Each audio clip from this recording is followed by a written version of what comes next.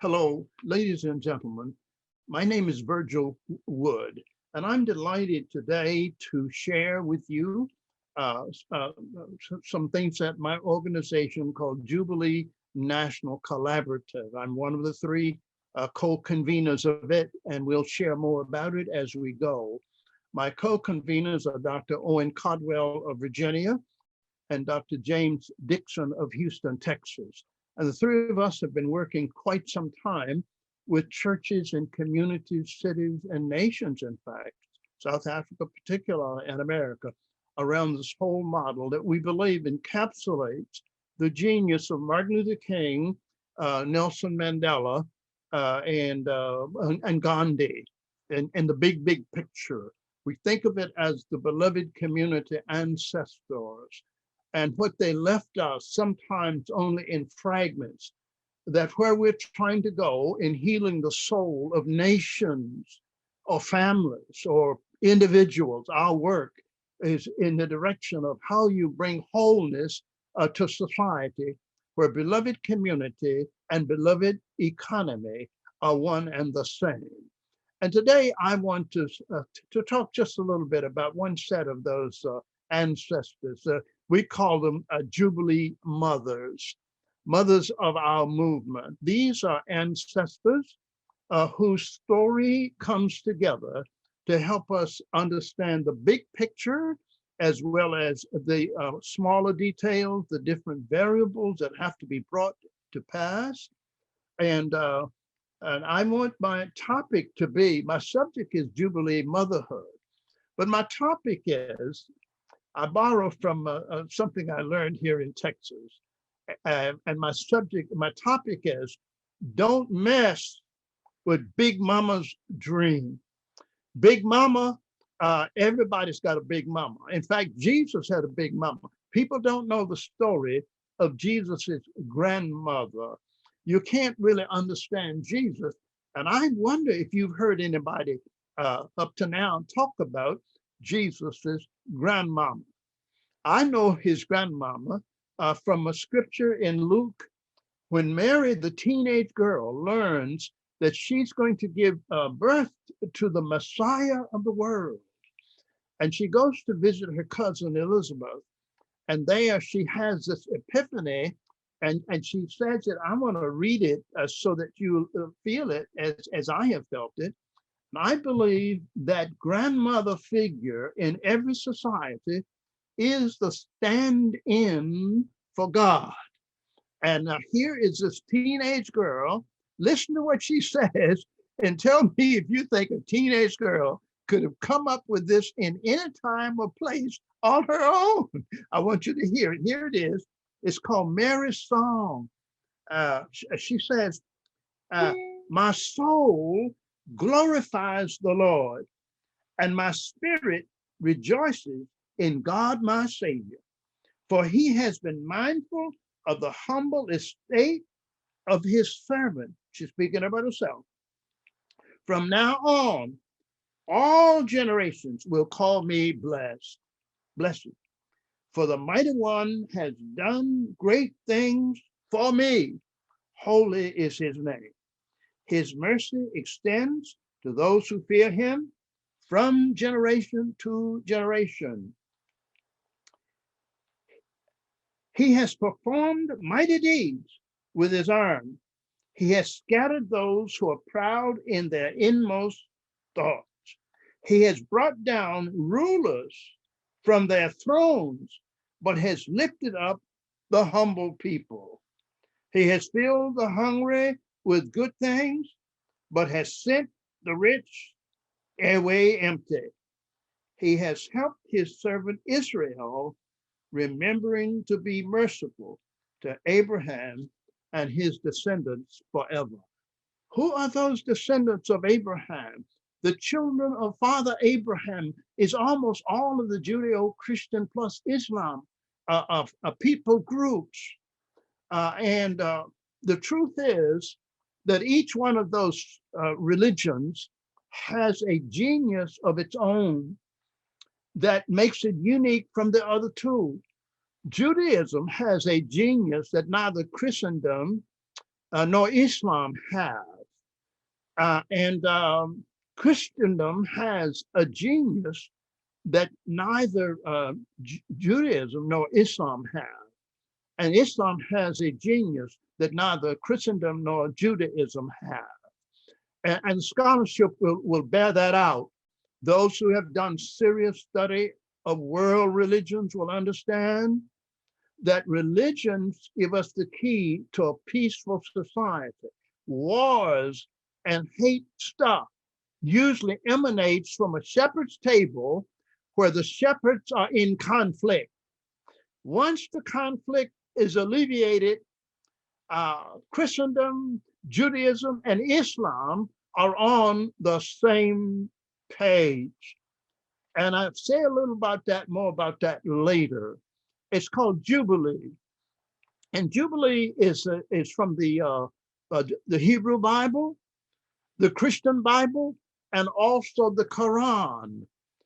And they come to a crucial point when they speak about what they believe, just two words will do it. God is. It's the same thing that Moses heard when he had heard the command from God to go to Egypt and tell Pharaoh to set the people free. And finally, Moses says to God, I'll do it, but what is my authority? What do I tell Pharaoh that makes him do what he should do? And God says, just tell him, who sent you? I am. I am that I am sent you. That is the authority by which people ultimately come into a true knowledge of who they are. The sad fact is, and we're going to see this in the Jubilee Motherhood, a triplet that we will share with you shortly. These are three mothers out of our own big American tradition. And where Martin Luther King talked about the arc of the moral universe being long, but it bends towards justice. And everywhere in the big story of America, there's usually a Black and a white influence on that, like Abraham Lincoln and Fred Douglass. But in this case today, we're preparing ourselves to think about the genius of Jubilee Motherhood.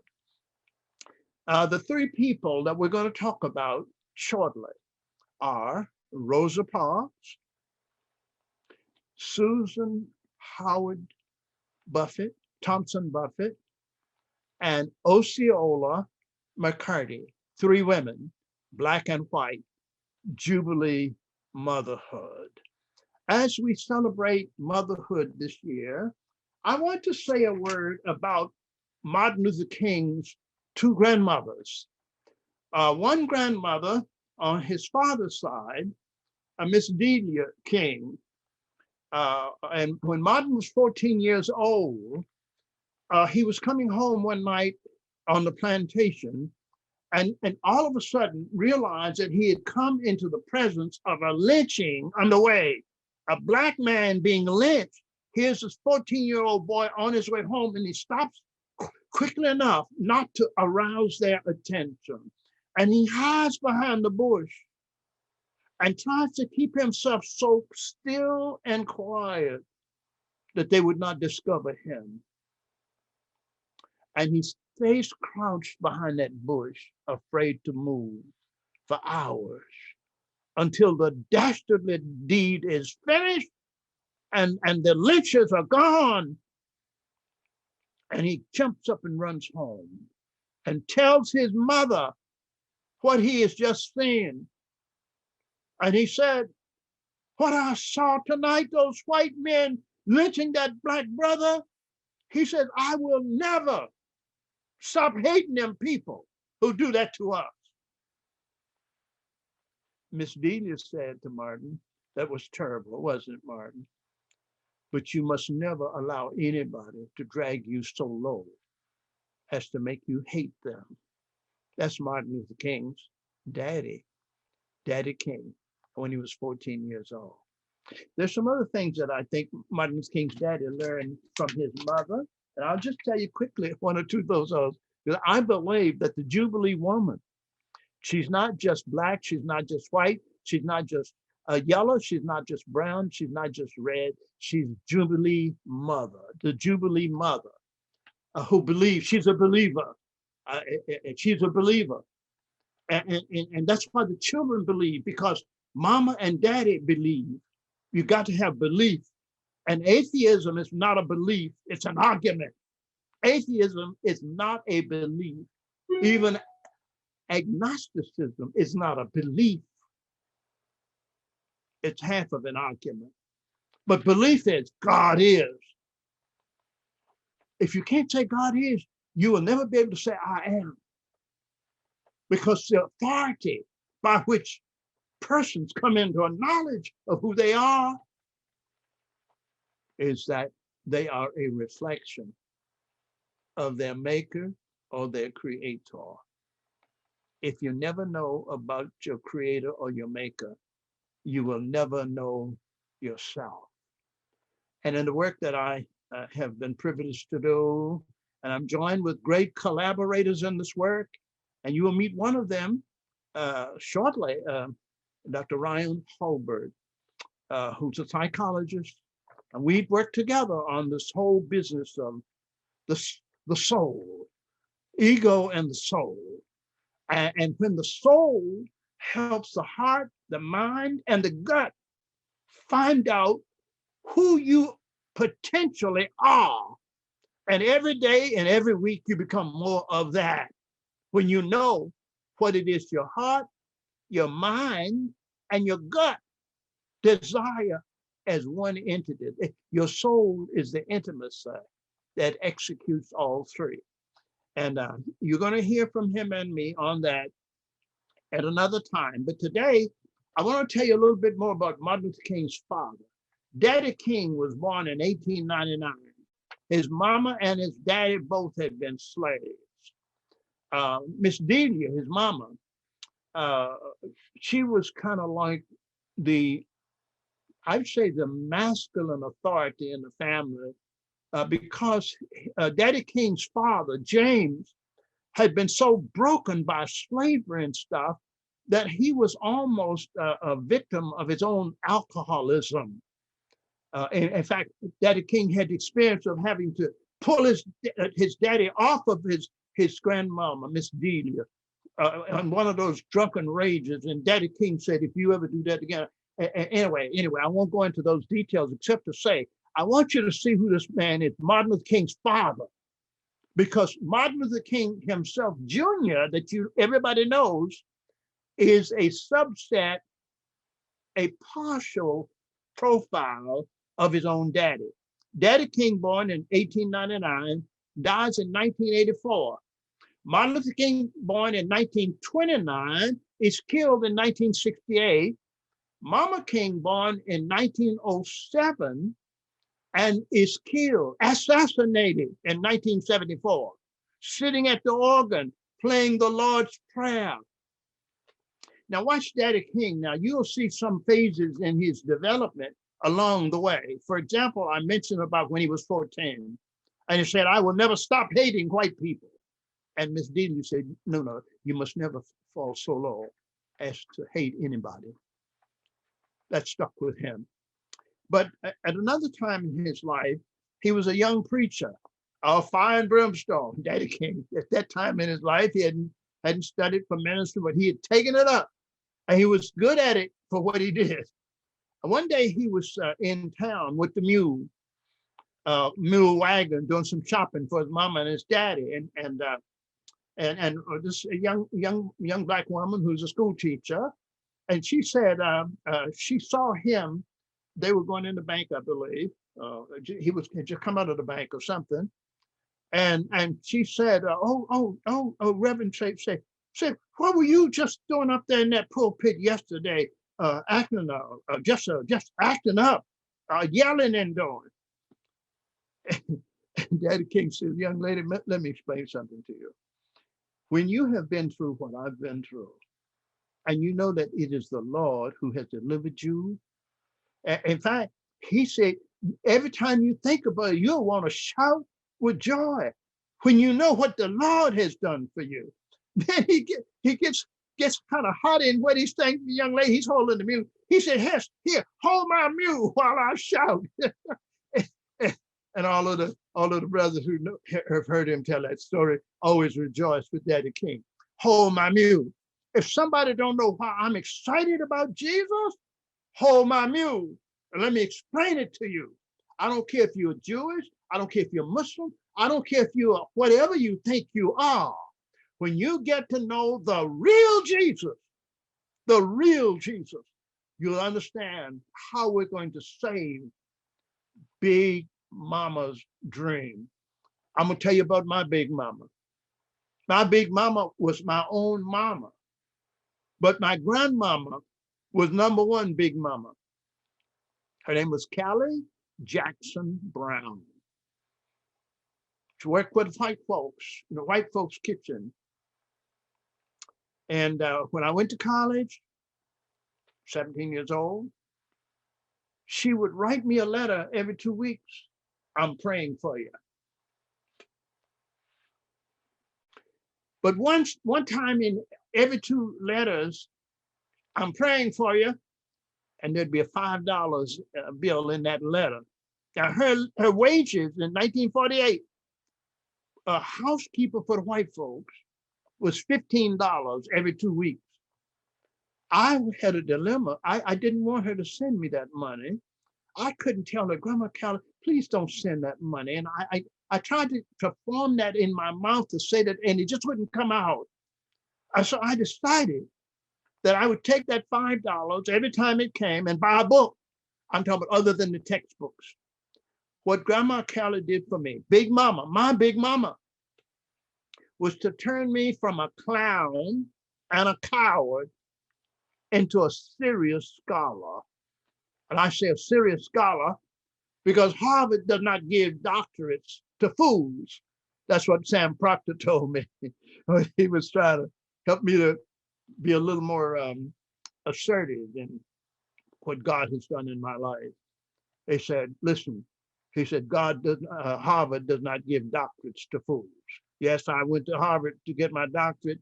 I did it through the School of Economics because I realized that the work I had been privileged to do with Martin Luther King for the whole 10 years of his national work, just his national work, I joined him for his national work, and then 16 years more with his Daddy King.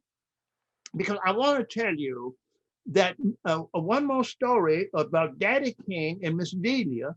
One day, little Mike, he wasn't called Martin then. Daddy King chose the name Martin Luther King later. That's another story. He was Mike King. And little Mike was sent to the store by his mama. And on the way, the owner of the sawmill that he was passing by said, come here, little nigga. And went over to Daddy King and said, I want you to do this and that. And Daddy King said, I can't do that. I'm on an errand for my mother.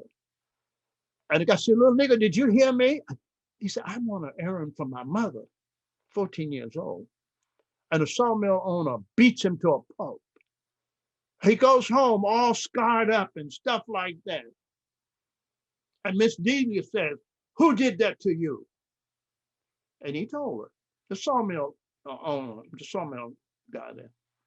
She went to the sawmill, brought Daddy King, pulled him along with her, and said, you did this to my son? And he said, what about it? Who you think you? And she grabbed him and whipped him up. And in fact, she's so strong because she'd been working in the fields. She was strong like a man. And she gave him a big whipping. And those other white men tried to pull her up. She pushed them aside. And she took little Martin and went on home. I'm talking about the assertiveness and the courage of that birthed Martin Luther King. The other one was Miss Jeannie. That's his maternal grandmama, Miss Jeannie. He grew up in the house with Miss Jeannie until she passed. He was a preteen, I believe, or right at the teen level when she died. He was so enamored and attached to her that he thought that because he had done something, a little naughty something, that he had killed her. He literally tried to commit suicide, tried to jump off the upstairs porch to kill himself when he was at that age. Allison Davis, who wrote a book on the four Black leaders, his book is called Leadership, Love, and Aggression.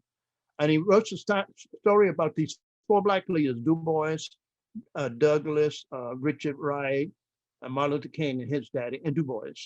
And he shows that of all of those four, only King Jr. and King Sr. had a working, productive relationship of those four, only that one. It's a very important read. It's important for those of us who are shepherds of our flock, whether we're Jewish, Christian, or Muslim, to understand what I'm saying now. This is not particularly about Jesus. This is about beloved community, beloved community, beloved economy, and all three of those add to it in a very significant way. I'm proposing that we take up where Martin left off. He counted on us to get it right when he was gone. And as soon as Martin Luther King was cold in the ground, every one of us deserted his dream. Think about that, y'all. If the 12 disciples of Jesus had never gotten back to that upper room and figured out what is it that we missed when we were with him that we can now get right with the spirit of him in each of us. This is Amigo 13, 12 human beings, very ordinary men, working class men, no formal schooling except they've learned from their daddies how to do their trade, fishermen and all that kind of thing, carpenters and all. Even Jesus learned carpentry from his daddy. That was the way it was done then, right? But when Jesus was killed, like Martin had a silent crucifixion, the bullet, but Jesus had an excruciating one. And the trauma and all of that just tore them all apart. All 12 of them deserted him and left, and you couldn't find him except John. Finally, they got back. That's what I'm trying to come to. When Martin Luther King was taken from us, those of us who should have gotten back together and figured out what is it that we were doing together that we needed to continue, that has not happened in 52 years.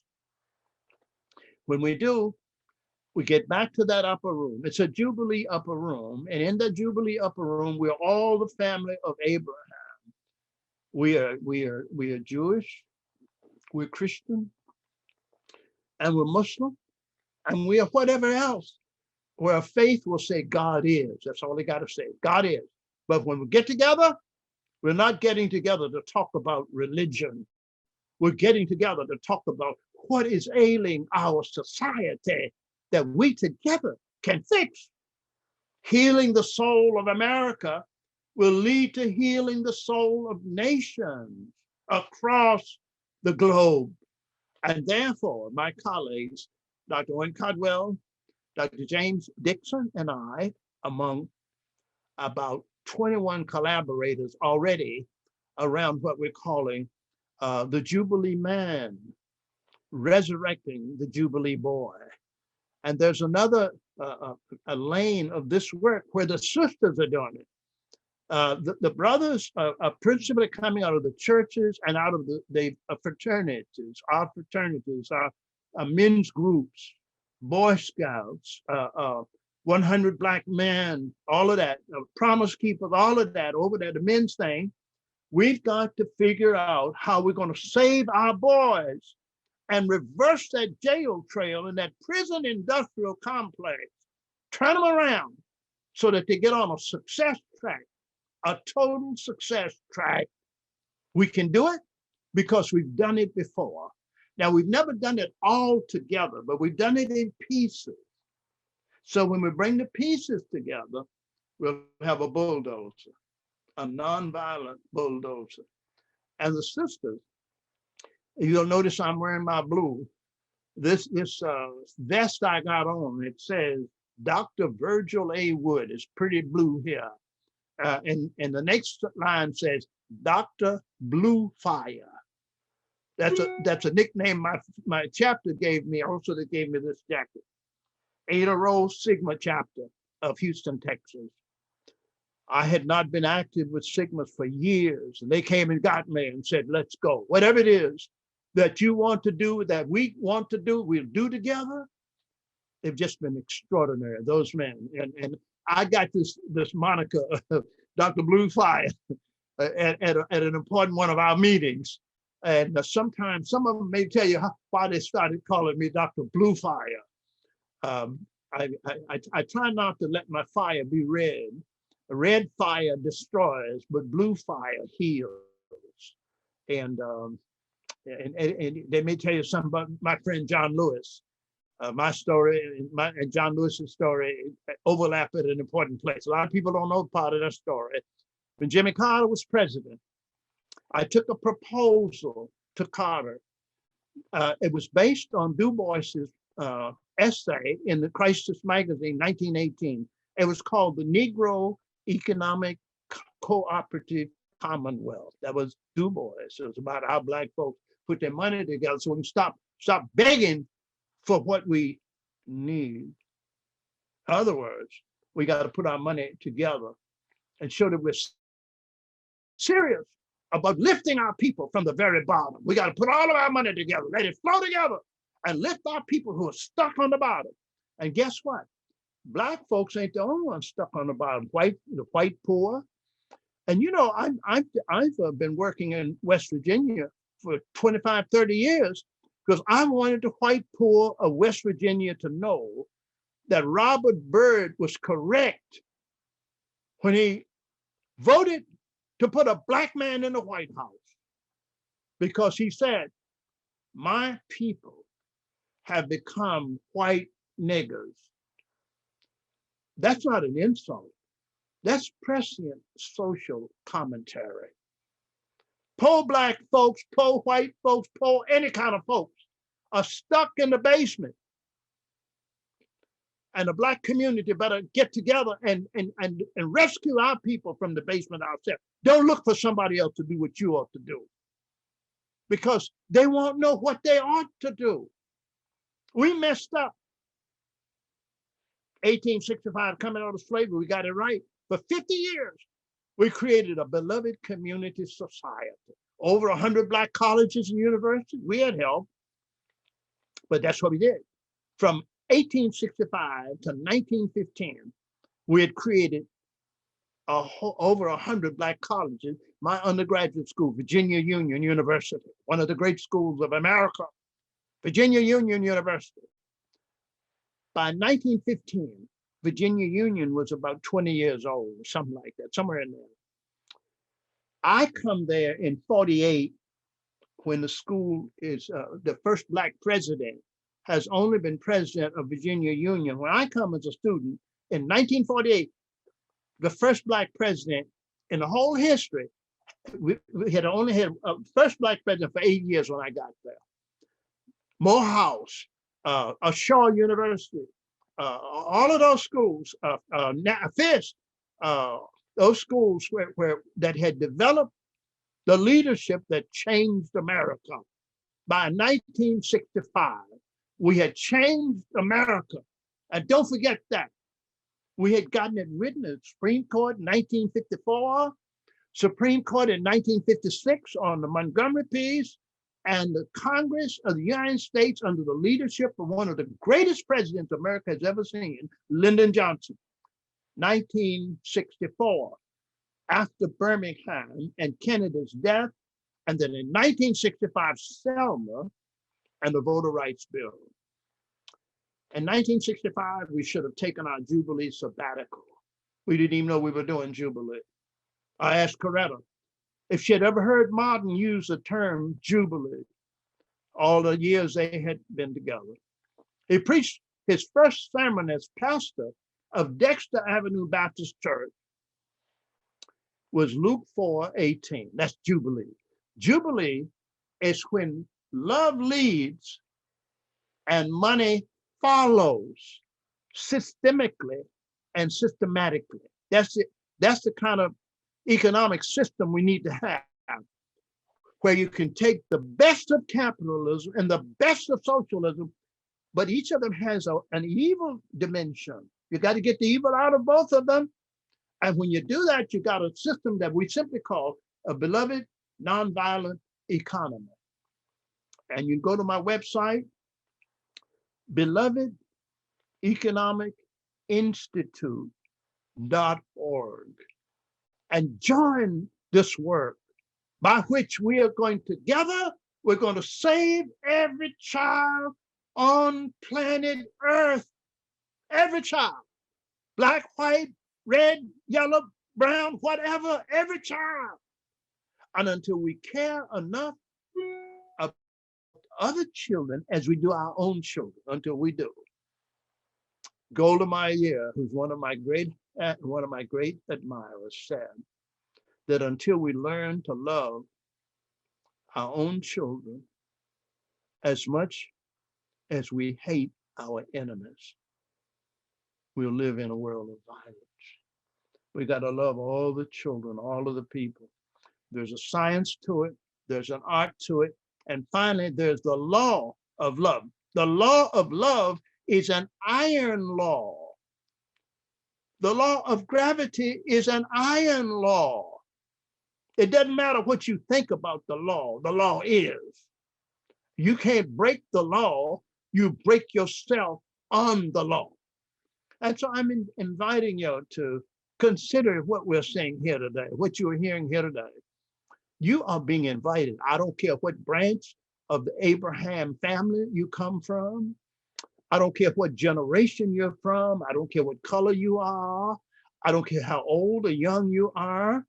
I want you to know that our ancestors, beloved community ancestors, have left behind enough of their wisdom that when the old folks and the young folks get together and exchange wisdom, children have wisdom, old folks have wisdom, but the difference is the old folks have paid the price to know what the hell they're talking about.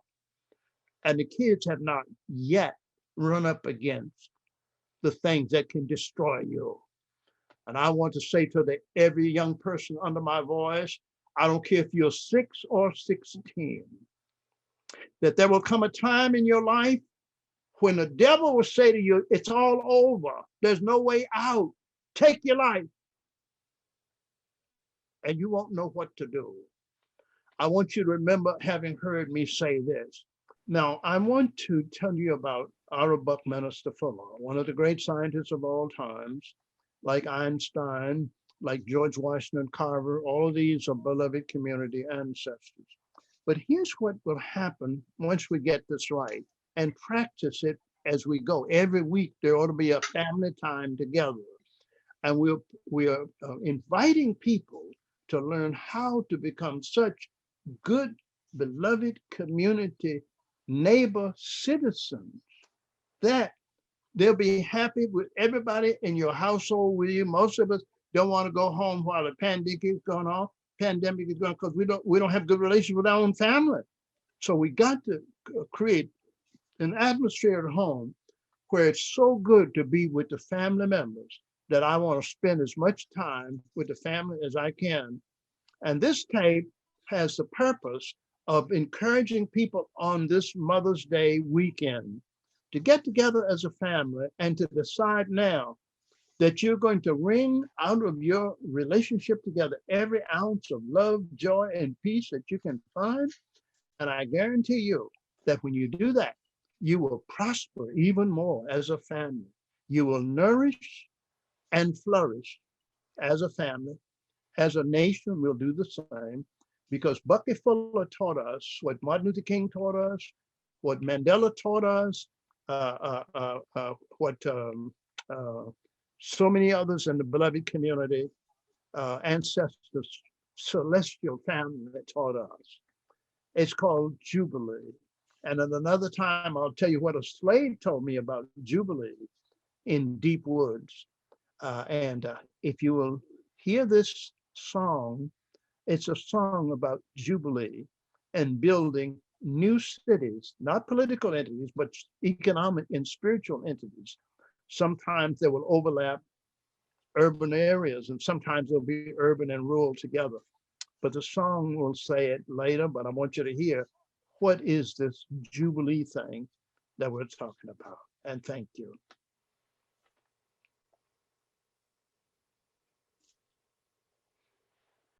Module 14, Jubilee in Scriptures and in Music. Jubilee is the most radical and revolutionary, yet practical program of justice that I know. It is the biblical expression for the society of equity, peace, and justice. In fact, it is such an integral part of the pattern of concern for adjudicating the wrongs against the poor that to take it out of the Old and the New Testaments would leave them both with serious gaps.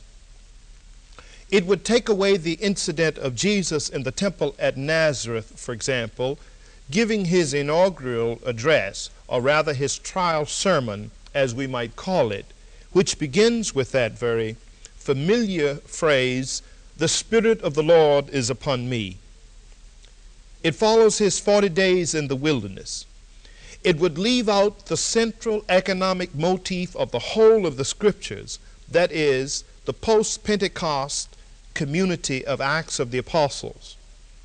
It would leave off that marvelous section of Deutero-Isaiah in 61, 1 throughout, and the bedrock foundation of Jubilee in the book of Leviticus, the 25th chapter. We begin with reading key passages cited above. Then we will hear the Jubilee idea as it is encapsulated in song, entitled "Let's Build a City," written by Robert Winfrey of Boston. The scriptures which give us the Jubilee concept begin with Leviticus, the 25th chapter, the 8th through the 13th verses, and it reads, "And thou shalt number 7 Sabbaths of years unto thee, 7 times 7 years, and the space of the 7 Sabbaths of years shall be unto thee 49 years. Then shalt thou cause the trumpet of the Jubilee to sound on the 10th day of the 7th month, in the day of atonement shall ye make the trumpet sound throughout all the land. And ye shall hallow the 50th year, and proclaim liberty throughout all the land unto all the inhabitants thereof. It shall be a jubilee unto you. And ye shall return every man unto his possessions, and ye shall return every man unto his family. A jubilee shall that 50th year be unto you. Ye shall not sow, neither reap that which groweth of itself, nor gather the grapes in it of thy vine undressed. For it is the Jubilee. It shall be holy unto you. You shall eat the increase thereof out of the field. In the year of this Jubilee ye shall return every man unto his possession. And if thou sell anything unto thy neighbor, or buy anything of thy neighbor's hand, ye shall not oppress one another." The second passage is Isaiah, the 61st chapter, the first 4 verses. And it reads, "The Spirit of the Lord God is upon me, because the Lord hath anointed me to preach good tidings unto the poor. He hath sent me to bind up the brokenhearted, to proclaim liberty to the captives, and the opening of the prison to them that are bound, to proclaim the acceptable year of the Lord, and the day of vengeance of our God, to comfort all that mourn, to appoint unto them that mourn in Zion, to give unto them beauty for ashes, the oil of joy for mourning, the garment of praise for the spirit of heaviness, that they might be called trees of righteousness, the planting of the Lord, that he might be glorified. And they shall build the old wastes. They shall raise up the former desolations. They shall rebuild the waste cities. the desolations of many generations. And from the 4th chapter of the Gospel of Luke, beginning at the 16th verse, and he came to Nazareth, where he had been brought up, and as his custom was, he went into the synagogue on the Sabbath day, and stood up to read. And there was delivered unto him the booklet of the prophet Isaiah. And when he had opened the book, he found the place where it was written, The Spirit of the Lord is upon me, because he hath anointed me to preach the gospel to the poor. He hath sent me to heal the brokenhearted, to preach deliverance to the captives, and the recovering of sight to the blind, to set at liberty them that are bruised, to preach the acceptable year of the Lord. And he closed the book, and he gave it again to the minister, and sat down. And the eyes of all them that were in the synagogue were fastened on him. These passages have been read to again show us some samples which encapsulate the whole idea of Jubilee. Jubilee is coming. Jubilee is here. Jubilee is feeding the hungry, clothing the naked. Jubilee is housing the homeless. Jubilee is hoping the helpless and helping the hopeless. Jubilee is freeing the land, unjailing the prisoners, relieving the prisoners from jails to jobs. It is rebuilding the cities. Jubilee is breaking bread and drinking wine. It is togetherness in the wilderness. Jubilee is delivering the most of the best for God's least. Jubilee is everywhere. Jubilee is here. Jubilee is now. And the song says it, let's build a city.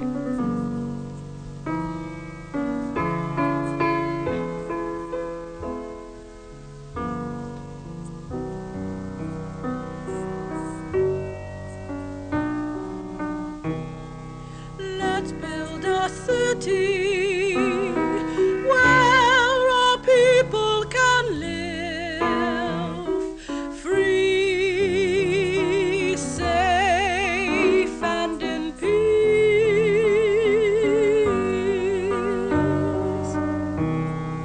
Let's build a city